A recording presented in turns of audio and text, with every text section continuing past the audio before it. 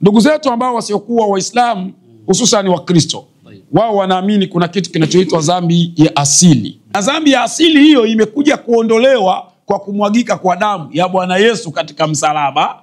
Kwa hiyo Yesu alipomwaga damu yake pale, ndio imekuwa sababu ya mambo yetu kwenda. Japo dhambi ile ya asili mpaka leo wanaamini bado haijaondoka. Sawa? Bado iko. Lakini damu ya Yesu ilisaidia tu yale mambo kuweza kusogea. Sasa haya ni mafundisho ya kutunga. Katika hili siku ya leo nimeona bora niliseme ili na wewe ndugu yangu unaisikiliza uelewe kwamba hayo ni mafundisho ya kutunga. Kwa nini ya kutunga? Kwanza, fundisho lolote msingi wake lazima uwe maandiko sahihi. Ukiyasoma maneno ya Bwana Yesu yaliyoelezwa, japo kwenye Biblia kuna injili 4. Kuna injili ya Mathayo, injili ya Luka, injili ya Yohana na injili ya Marko. Hizi injili 4 zote maneno ya Yesu ni 23%. 77% sio maneno ya Yesu. Ukitaka kuamini haya, katafute Biblia moja inaitwa Red Bible, Biblia nyekundu. Katika Red Bible wameainisha maneno ya Yesu ni asilimia ngapi na maneno yasiyo ya Yesu ni asilimia ngapi. Kwa hizo injili zenyewe zinazoitwa za Yesu, 23% tu ndio maneno ya Yesu. 77% sio maneno ya Yesu. Maanake maneno ya watu. Kwa hiyo wewe mtu unayesoma injili lazima uwe na uwezo wa kutofautisha yapi ya Yesu na yapi sio ya watu. Ili ya watu uwe na uwezo wa kuyapinga, ya Yesu uwe na uwezo wa kuyakubali. Tatizo la Wakristo wengi, hata ya Yesu hawayajui na ya watu hawayajui. Kwa hiyo leo ninawapa kazi kidogo, waende wakajitahidi wao wanajua maneno ya Yesu ni yapi na ya watu ni yapi. Ili wakiambiwa hili silo wasiwe wanakasirika. Wao wanajua limekataliwa la watu. Sasa ukirudi kwenye mafundisho ya Yesu, kwenye ile 23% ya maneno ya Yesu, hakuna pahala popote Bwana Yesu amefundisha dhambi ya asili. Na Yesu anasema jitieni nira yangu, mjifunze kwangu, kwa kuwa mimi Yesu ni mpole na mnyenyekevu wa moyo. Wapi Yesu kawafundisheni dhambi ya asili? Kwa hiyo haya ni mafundisho ya dogma yaliyopandikizwa kwa watu. Kwa bahati mbaya, mafundisho haya yamewaishi watu. Na watu wamekaa nayo kwenye mioyo wakiamini ni mafundisho ya Mungu. Lakini hata ukienda kwenye vitabu huko vya nyuma, sawa, ukisoma huko utaona kina Ezekieli, kina nani wamefundisha nini. Ukisoma kwenye vitabu vyote huko vya nyuma vinakataa uwepo wa dhambi ya asili. Sawa, ukisoma inasema mababa wasihukumiwe kwa ajili ya dhambi za watoto wao, na wala watoto wasihukumiwe kwa ajili ya dhambi za baba zao. Sasa kwa nini sisi tuje tuhukumiwe kwa ajili ya dhambi ya baba yetu ambaye ni Adamu, wakati Biblia inasema watoto wasihukumiwe kwa ajili ya dhambi za nani? Za baba zao, na wala baba zao wasihukumiwe kwa ajili ya dhambi za nani? Za watoto wao. Tunaye Dr. Sayyidna Sheikh Yusufu Diwan Al-Ghazali, bila kumsahau mwamba miambani Sheikh Sabasib Al-Kubra Dishdi. Naye pia tuko naye hapa katika jukwaa letu hili, na lengo kubwa kutaka kujua miongoni mwa makubwa ambayo unaweza kuyapata, faida ya kimwili lakini pia na faida ya kiafya moja kwa moja biidhnillah subhanahu wa ta'ala. Bila kupoteza wakati, mimi nikuambie tu unaweza kuwasiliana nasi kupitia namba 0748869733 au 0759869734. Zetu namba hizo za kutupigia ili kupata mwongozo, taratibu zilizokuwa bora kabisa. Nami nisio mwenye mengi zaidi hapa, nipeleke maiki kwake Sheikh Sabasib Al-Kubra ili atufikishie angalau kwa dakika 10 hivi, ili baada ya hapo tuipeleke maiki moja kwa moja kwa Sayyidna Dr. Sheikh Yusufu Diwan Al-Ghazali kwa ajili ya mengi yenye faida na tija kiafya, lakini pia na kimiili kwa ujumla wake biidhnillah subhanahu. Dr. Sayyidna Sheikh Sabasib Al-Kubra, karibu sana. Huu ni wakati wako kuzichakata na kuzitafuna angalau dakika 10. Assalamu alaikum wa rahmatullahi wa barakatuh. Wa alaikum assalam wa rahmatullahi wa barakatuh. Hamdan liman allama bilqalami allama al-insana ma lam ya'lam. Allahumma salli wa sallim ala nabihi al-akram Sayyidina Muhammad sallallahu alayhi wa sallam wa ba'd. Ama hakika baada ya kumshukuru Allah subhanahu wa ta'ala na kumwomba Mwenyezi Mungu ziada za rehema na amani ziende kwa mpenzi wetu bwana mtume Muhammad sallallahu alayhi wa sallam. Mpenzi mtazamaji na mfuatiliaji ambaye kwa hakika umekuwa ukifuatilia jukwaa hili bora kabisa, jukwaa la Sheikh Yusuf Diwan Al-Ghazali hafidhahullah waraahu, jukwaa ambalo limekuwa na utaratibu wa kila siku ya Alhamis tunasema kila inapoingia jeudi, hii ni siku ya jeudi kwa wale wenzetu wanafahamu. Kesho itakuwa ni vendredi, leo tupo kwenye jeudi. Lakini pia hapa tutazungumzia tupo kwenye terça-feira, quarta-feira, quinta-feira. Hii tupo kwenye quinta-feira na kesho itakuwa ni sexta-feira. Kwa wale ambao wanaofahamu wanajua hapo tunazungumza nini, kwa maana leo ni yomu alhamis. Nikaribisha kabisa kwa moyo mkunjufu kwamba uzitumie dakika zako kadhaa za kuvuna mafanikio mema na faida za kile ambacho kinapatikana hapa katika jukwaa hili.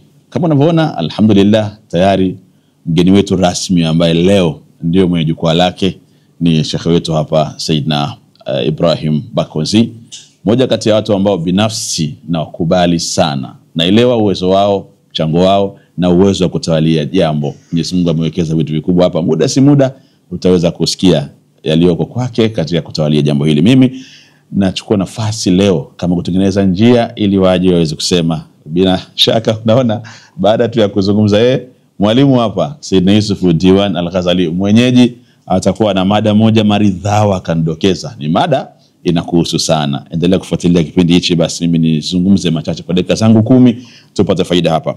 Mimi niseme hivi, nataka nikwambie tu wewe ambaye umefanikiwa kupata riziki ya ndoa, au wewe ambaye unajipanga kupata mume au kupata mke, au wewe ambaye kabisa muda huu unaye mpenzi. Maana wengine wanasema mimi naye mpenzi, lakini lengo letu sisi tunasema mpenzi huyo awe ni mpenzi ambaye Mungu anamtambua kisheria, maana yake sheria inamtambua. Sasa niseme hivi, ishike hii kauli ambayo ndio iniongoze kwa dakika hizi 10 mimi kuzungumza. Ni hivi, tunasemaga hivi sisi, jimalu almandhari ma'a qubhi alamali kakindili ala qabri almajusi. Mimi naanza hivi, naomba tu nifuate vizuri hapa. Jimalu almandhari, nasema hivyo mimi, naingia hapo. Wanasema wataalamu, uzuri wa mandhari. Ishike hii sentensi kusaidie. Jimalu almandhari, uzuri wa mandhari fulani ya kitu au ya mtu, ma qubhi alamali, alafu ule uzuri wa hayo mandhari ukaambatana na ubovu wa kazi mbovu ambayo ilofika sehemu kiwango ambacho cha kushangaza. Kwa nini? Yani mtu mpaka hajui kwamba hichi ni kitu gani.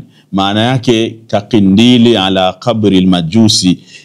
Hayo mandhari mazuri hayo, huo muonekano mzuri huo, basi kuchukulika mfano wake ikiwa kazi ni mbovu, ni sawa sawa tu na mtu awashe kandili taa juu ya kaburi la majusi, alafu akiamini eti ile taa linammorekea yule majusi yule aliyoko ndani ya kaburi, kwamba ile giza lake lile maana la kaburini litaondoka kwa hii taa ambayo nawasha hapa juu. Maana yake jibu fupi ni kwamba unajidanganya. Sasa hii ina maana gani? Sheikh Yusuf Diwan na Saidna Ibrahim Bakonzi, maana yangu ni kwamba wale ambao ni wapenzi sahihi, pamoja na kuwa wanaweza kuwa na mandhari nzuri inayoonekana. Mfano, mtu ni mwanamke anajisifu kwamba anaye mwanaume HB na mwanaume ambaye mashallah handsome boy, ukimwona anavutia, lakini maqubhi al-amali, ikiwa huyo handsome boy mwenyewe huyo unayemsifia kwamba mwanaume wa maana sana wanapoonekana, alafu kwenye maeneo husika katika ile sehemu sasa aoneshe ye ni nani, alafu ikawa maqubhi al-amali, ikawa kuna amali mbovu, kuna kazi mbovu, kazi isiyoeleweka, huyo mwanaume na uhechibia alikuwa nao na wensamu wake kakindili ala kabri almajusi, yeye huyo ni sawa sawa na yule mtu ambaye anayewasha taa juu ya kaburi la majusi akiamini taa litamwangazia. UHB wensamu hapo hauna nafasi, unafuta kabisa kwamba mambo ya UHB hapo hayana nafasi. Sasa hivyo hata na wewe mwanaume ambaye unaye mke, lakini mke naye anaonekana mzuri katika hali ya muonekano, ukimtazama mashallah, lakini ikiwa maqubhi al-amali, na yeye huyo mke ikiwa katika sehemu sasa husika, bana hebu leta habari, ikawa ni fujo tu, mwingine hatamani, mwingine hataki, mwingine ni maumivu tu, ni vurugu tu, anaisikero tu, hiyo mandhari yake ulikuwa nayo kakindili ala kabri almajusi.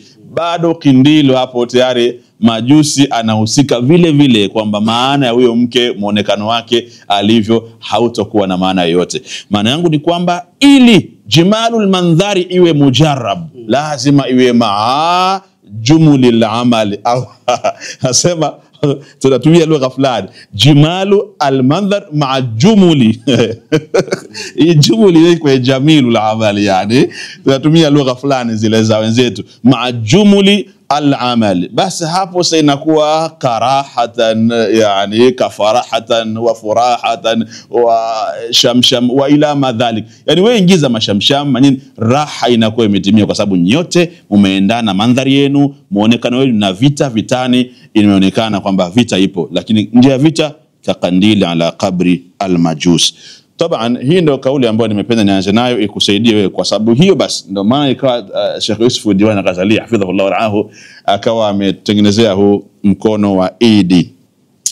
Lengo la mkono wa Eid ni kuweka hii, kuondosha hii kabri al-majusi, mambo ya kindila haya.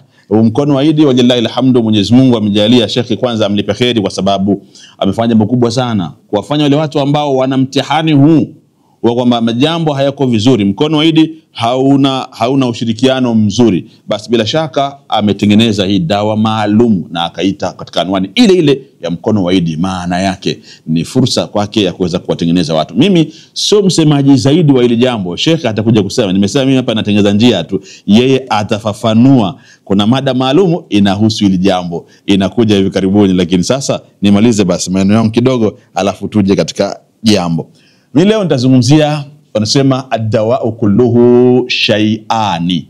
Nataka nikae hapa kidogo nikusaidie.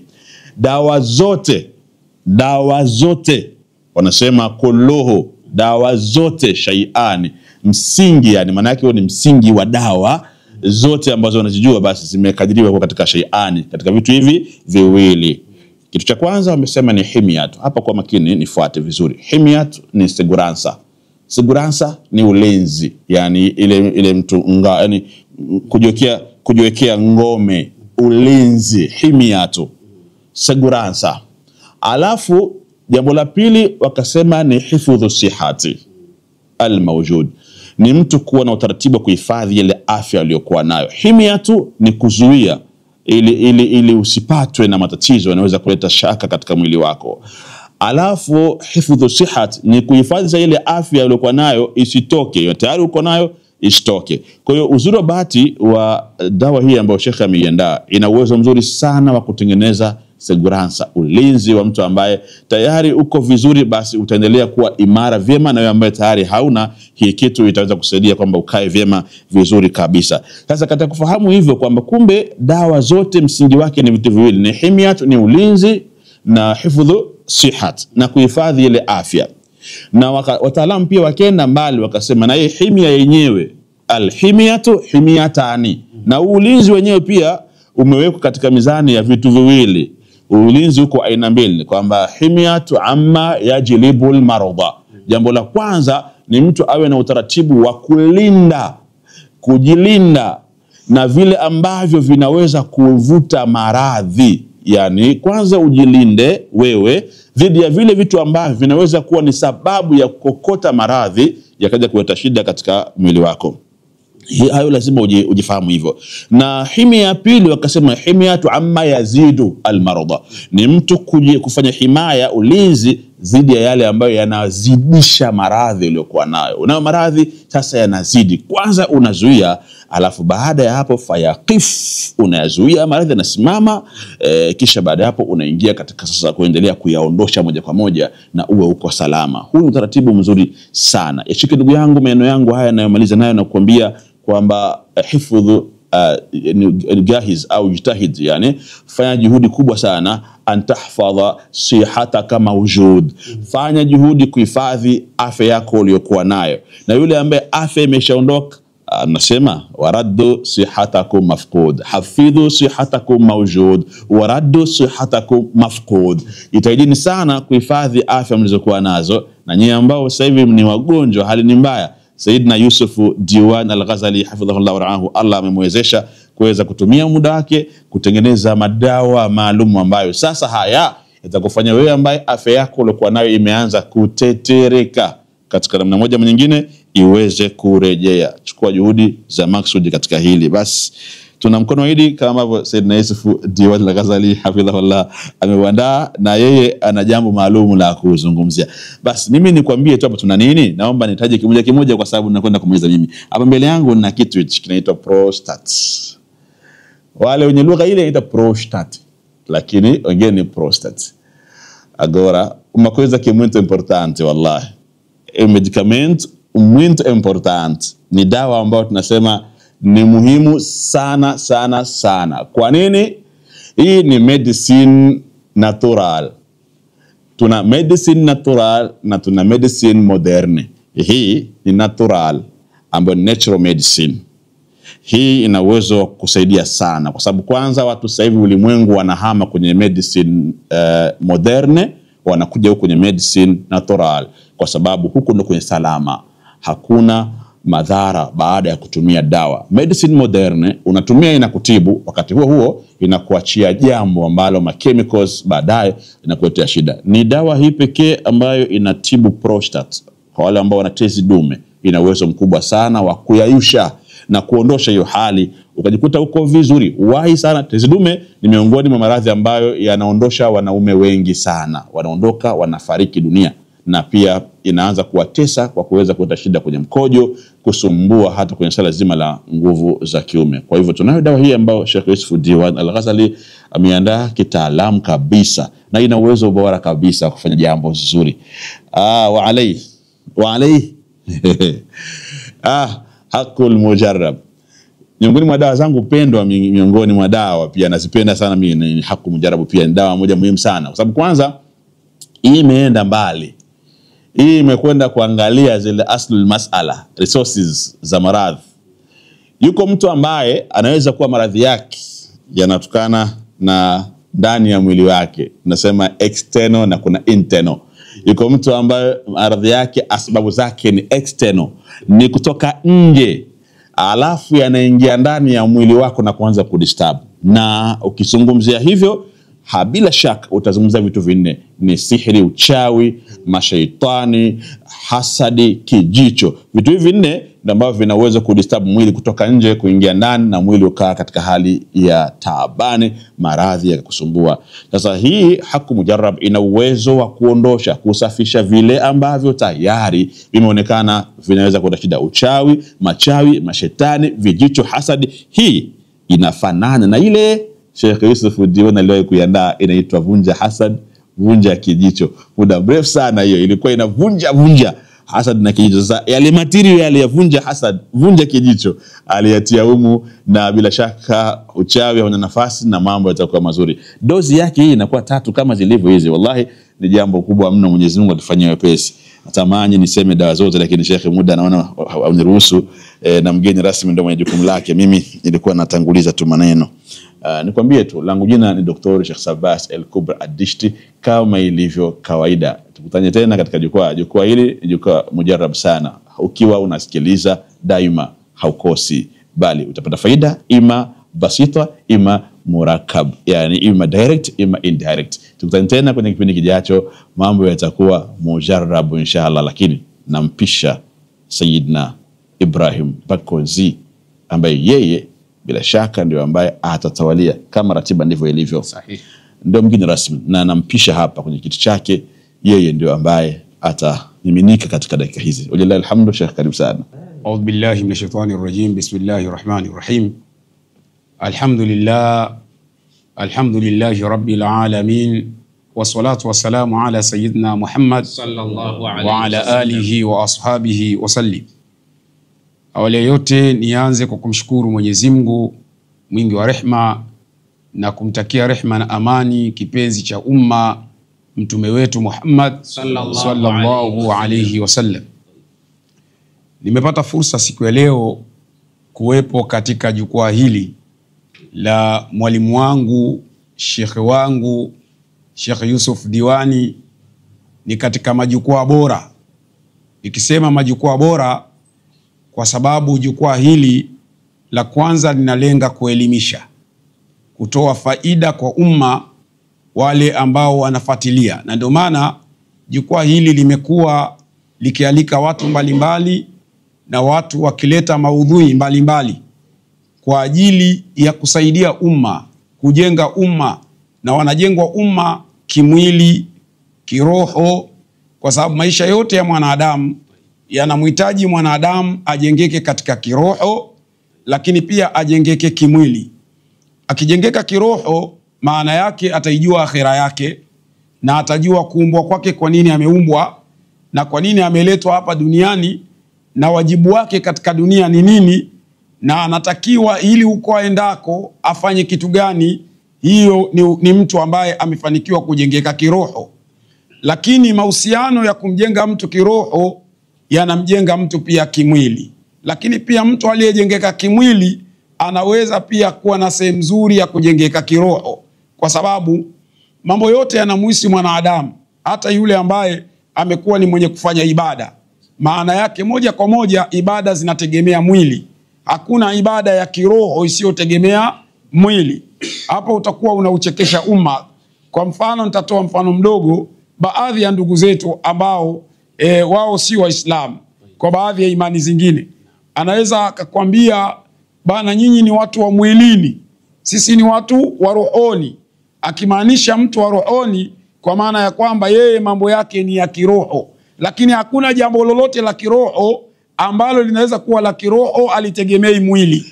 Yani maana yake hauwezi kusema leo naenda kanisani kiroho, yani ukatoka tu ukachukua roho ndio ikaenda kanisani, wewe ukabaki mwili umeuacha nyumbani. Haiwezekani. Kwa jambo lolote ili liwe la kiroho lazima litegemee mwili. Na ndio maana unasema imani bila matendo, imani hiyo imefanya nini? Imekufa. Sasa matendo huwa hayatendwi na roho, matendo yanatendwa na mwili. Kwa lazima mwili uhusike katika kila jambo ambalo mwanadamu analifanya. Na ndio maana ukiangalia mafundisho yote ya kiimani kwa dini zote, lazima yahusishe mwili. Lazima yazungumzie. Huwezi kusema mimi nitavaa vyovyote tu kwa sababu Mungu anaangalia roho, aangalii mwili. Hawezi kuwa Mungu wa namna hiyo. Kwa hiyo lazima Mungu aangalie mwili wako kwa maana ya matendo yako, lakini pili Mungu aangalie roho yako, kwamba yale matendo unayoyatenda yanakwenda yanatoka katika roho yako. Yani maana yake unaweza kuwakusanya watu ukawa unawapa watu sadaka. Unawapa watu sadaka, lakini Mungu anahusika vipi kwenye roho? Mungu anaangalia ile sadaka unayoitoa, unaitoa kwa ajili yake au unaitoa kwa ajili ya ufahari? Sasa kama unajua umeitoa kwa ajili ya ufahari, kwenye matendo itaonekana umetoa sadaka, lakini kwa Mungu itakuwa haijamuhusisha. Ndio ile imani inakwenda na nini? Na roho. Sasa ikiwa umesema tu sadaka naitoa kiroho, yani watu wanakuja wanakuambia tunaomba sadaka baba tusaidie, wewe una fedha unaweza kuwasaidia, lakini sasa mimi nishafanya kiroho. Sasa hakuna ibada ya namna hiyo. Kwa lazima ibada ihusiane mwili na roho. Na tunapozungumzia mwili na roho tunamaanisha nini? Ili mtu aende akafanya ibada anahitaji afya. Yani mfano unataka mtu asimame qiyamul layli usiku mzima au masaa 8 au masaa 6 au masaa 4, awe anasimama katika kumwabudu Mwenyezi Mungu. Akiwa na afya mbaya, afya yake ni mbovu, basi mtu huyo hawezi kumwabudu Mwenyezi Mungu ipasavyo. Kwa anahitaji mtu kuwa na afya nzuri ili aweze kumwabudu Mwenyezi Mungu ipasavyo. Kwa utaona kwamba kila jambo ambalo mwanadamu analifanya linakwenda kuhusisha mwili pamoja na roho. Ndio maana nikasema al-akhi Sheikh Yusuf Diwani, mimi kwangu ni mwalimu wangu. Nikisema ni mwalimu wangu kweli kweli katika masala yanahusiana na tiba, lakini katika ilmu hii ya kumjua Mwenyezi Mungu na Bwana Mtume Muhammad sallallahu alayhi wasallam, kwangu mimi ni mwalimu wangu ambaye amenifunza vitu vingi sana vyenye faida. Yani sioni aibu kulisema hilo, na nataka niliseme hilo kwa maana moja. Leo katika hili jukwaa nimepewa fursa ya kuzungumza mada, maudhui yangu itakuwa ni fupi sana, lakini kabla sijazungumza mada, al-akhi Sheikh Zabasib al-Kubra ametoka hapa kutuelezea hapa madawa na nini na nini. Mimi katika ulimwengu huu wa masuala ya tiba nimewaona matabibu wengi sana, lakini katika matabibu katika ulimwengu wamegawanyika.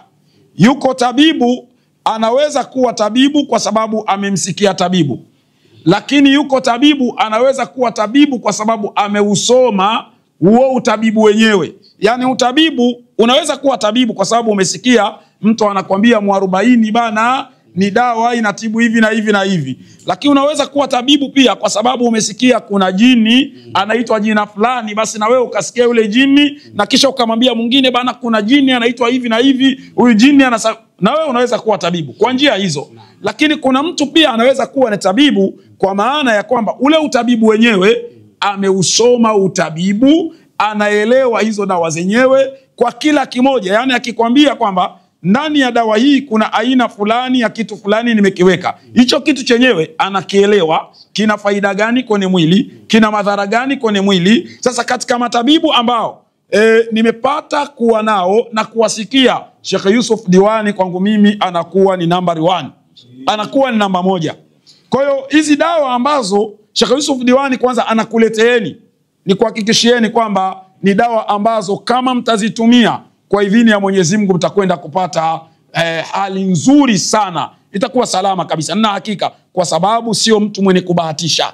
Yani maana yake akikwambia kwa mfano leo hii ametuletea kitu kipya, na mimi hichi kitu al-akhi ninakitaka kwa sababu ni mwanadamu. Na ninakitaka kwa sababu ya zile sifa ambazo zimo. Na ninakitaka kwa sababu ninajua ubahatishi katika hili. Huu nimeusoma hapa unaitwa mkono wa Idi. Sasa Idi ni lugha ya Kiarabu.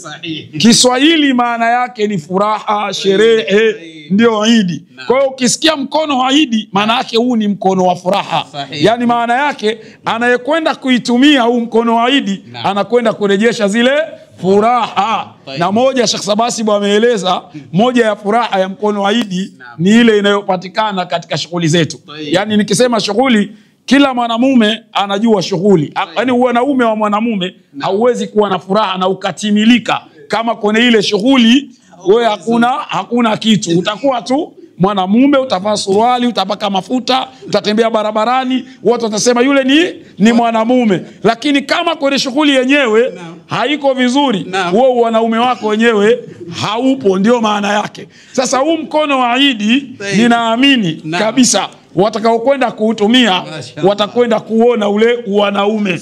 Na mimi nataka niseme hivi, kwa nini? Sheikh Yusuf Diwani mwalimu umewahi kutoa vitu vingi sana. Na sisi wengine tunavitumia, lakini wakati mwingine hatukwambii kwamba bwana mimi bwana Sheikh Yusuf Diwani nimetumia kitu fulani. Na mimi nikwambia ule ukweli, mimi sichukui kila kitu kwa kila tabibu. Yani kuna matabibu nikiwaona na msikiliza tu alafu na muacha.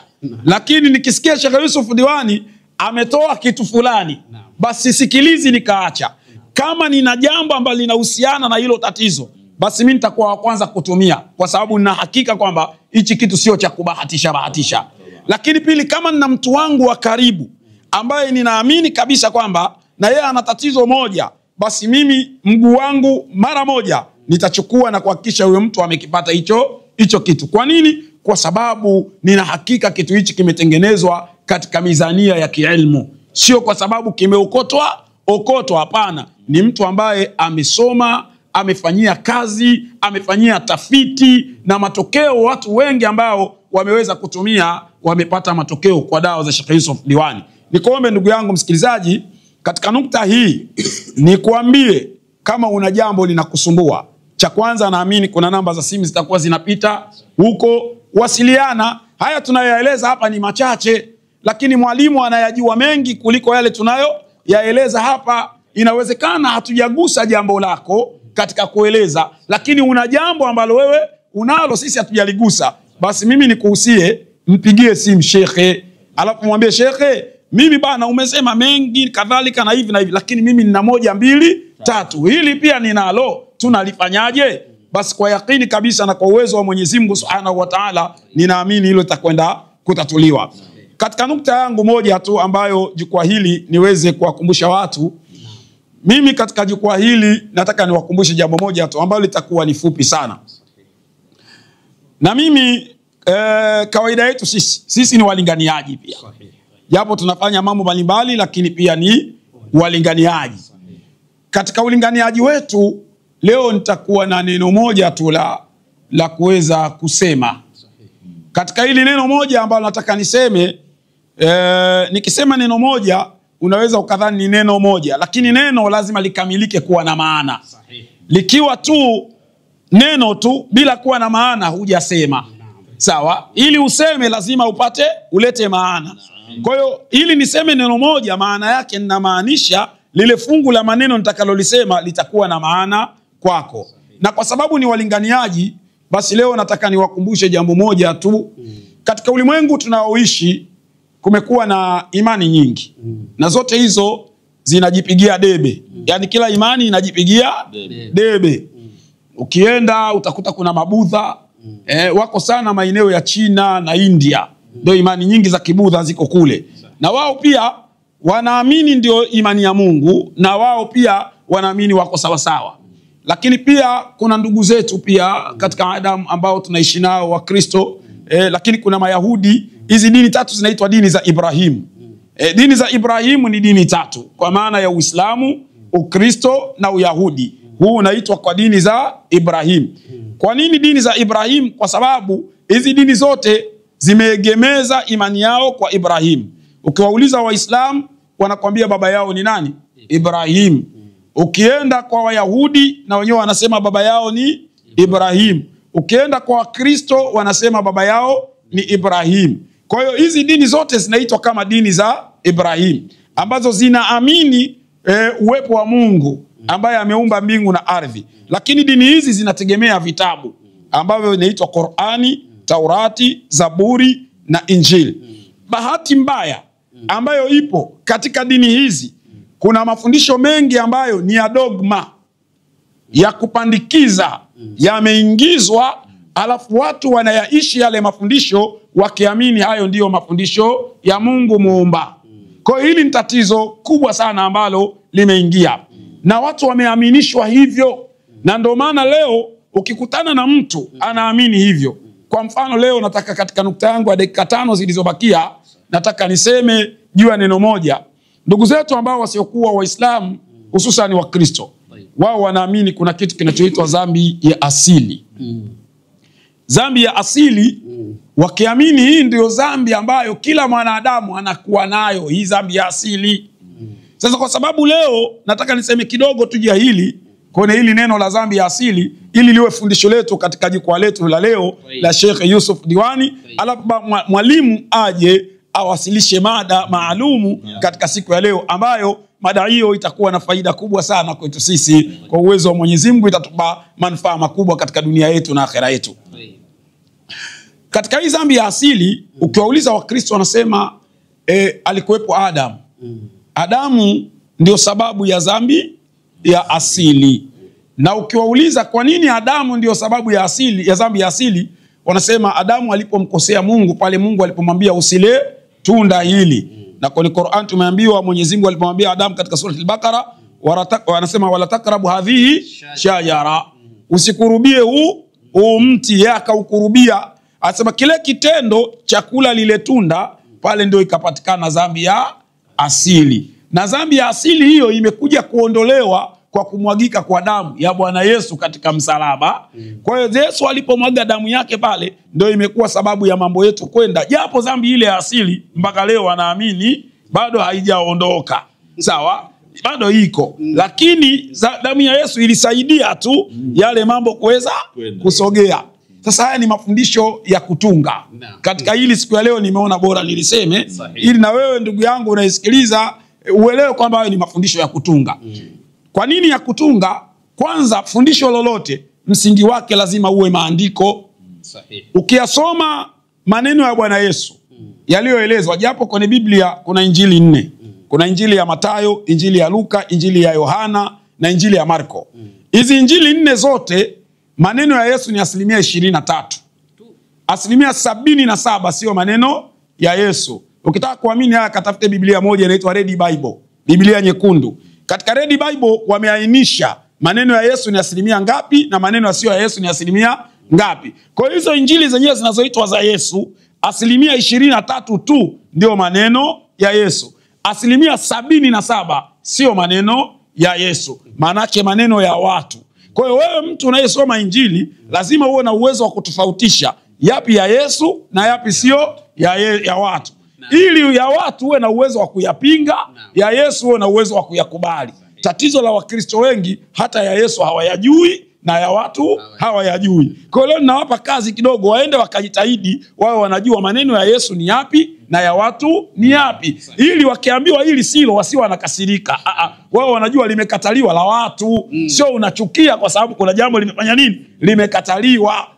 Sasa ukirudi kwenye mafundisho ya Yesu, kwenye ile 23% ya maneno ya Yesu, hakuna pahala popote Bwana Yesu amefundisha dhambi ya asili. Na Yesu anasema jitieni nira yangu mjifunze kwangu, kwa kuwa mimi Yesu ni mpole na mnyenyekevu wa moyo. Wapi Yesu kawafundisheni dhambi ya asili? Hiyo dhambi ya asili mmejifunza kwa nani? Na ukitaka kujua zaidi hilo, unarudi kumwangalia hata Yesu.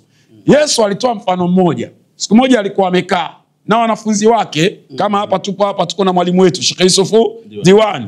Sawa? Tumekaa hapa. Sasa Sheikh Yusufu Diwani atoe mfano, ndivyo Yesu alivyofanya. Akamwita mtoto mdogo. Akasema wewe njoo. Akawaambia nyinyi msipokuwa kama mtoto huyu, yani nyinyi msipokuwa kama huyu mtoto, hamtaweza kuurithi ufalme wa mbinguni. Ili mrithi ufalme wa mbinguni, kuweni kama mtoto huyu. Huyo mtoto anayeoneshwa hajabatizwa. Huyo mtoto anayeonesha haja ukubali huo Ukristo, yani hajafanya chochote. Wala Yesu mwenyewe anamshangaa tu, anamwangalia hivi. Lakini Yesu anasema msipokuwa kama mtoto huyu, hamwezi kurithi ufalme wa mbinguni. Maana yake ni nini? Kama kuna dhambi ya asili, Yesu asingesema msipokuwa kama mtoto huyu hamwezi kurithi ufalme wa mbinguni, kwa sababu yule mtoto si angekuwa na dhambi ya asili. Lakini kwa nini aseme msipokuwa kama mtoto huyu? Maana yake nini? Watoto wote hawana dhambi yoyote. Ndio tunapewa mfano sasa, ili na sisi tuweze kurithi ufalme wa mbinguni, lazima tuwe wachaji Mungu, ili tusiwe na dhambi. Tukiacha dhambi tunakuwa wachaji Mungu, tunaurithi ufalme wa mbinguni. Ndio maana mfano wetu ukatolewa sawa na nani? Sawa na watoto. Sasa ukisema kuna dhambi ya asili, ina maana hata huyu mtoto angekuwa anakufa, angekuwa anaenda motoni, si ana dhambi? Sasa dhambi ya asili inatoka wapi? Kwa hiyo haya ni mafundisho ya dogma yaliyopandikizwa kwa watu. Kwa bahati mbaya, mafundisho haya yamewaishi watu, na watu wamekaa nayo kwenye mioyo wakiamini ni mafundisho ya Mungu. Lakini hata ukienda kwenye vitabu huko vya nyuma, sawa, ukisoma huko utaona kina Ezekieli, kina nani wamefundisha nini. Ukisoma kwenye vitabu vyote huko vya nyuma, vinakataa uwepo wa dhambi ya asili. Sawa, ukisoma inasema mababa wasihukumiwe kwa ajili ya dhambi za watoto wao, na wala watoto wasihukumiwe kwa ajili ya dhambi za baba zao. Sasa kwa nini sisi tuje tuhukumiwe kwa ajili ya dhambi ya baba yetu ambaye ni Adamu, wakati Biblia inasema watoto wasihukumiwe kwa ajili ya dhambi za nani? Za baba zao, na wala baba zao wasihukumiwe kwa ajili ya dhambi za nani? Za watoto wao. Leo uje utuambie sisi tunahukumiwa kwa ajili ya dhambi ya Adamu. Huyo Mungu ni mwonevu wa kiwango gani?